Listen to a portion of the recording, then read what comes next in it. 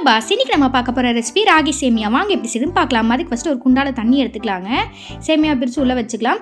ஒரு 3 நிமிஷம் வந்துட்டு நல்லா ஊற வச்சு எடுத்து ஒரு 2 டைம்ஸ் வந்து தண்ணி ஊற்றி நல்லா வாஷ் பண்ணி எடுத்துக்கலாங்க. அதுக்கப்புறம் வந்து இட்லி பாத்திரம் வச்சுக்கலாம், தண்ணி ஊற்றிக்கலாங்க. பிளேட் வச்ச பிறகு இட்லி துணி போட்டு தனித்தனியாக ஊற்ற மாதிரி வந்துட்டு இந்த சேமியா வந்து உள்ளே போட்டுக்கோங்க. அதுக்கப்புறம் மூடி போட்டு ஒரு 3 நிமிஷம் வேக வச்சு எடுத்துக்கலாங்க. அதுக்கப்புறம் ஒரு பிளேட்டில் மாற்றிக்கலாங்க. தனியாக ஃபேன் காற்றுல ஆற வச்சுக்கலாங்க. இப்போ வந்துட்டு ஒரு வடைச்சட்டி வச்சுக்கலாங்க. ஆயில் ஊற்றிக்கலாங்க, கடுகு போட்டுக்கலாங்க, கடலப்பருப்பு போட்டுக்கலாங்க. கலர் சேஞ்ச் ஆன பிறகு உளுத்தம்பருப்பு போட்டுக்கலாங்க. அதுக்கப்புறம் வந்துட்டு கறிவேப்பிலை போட்டுக்கலாங்க.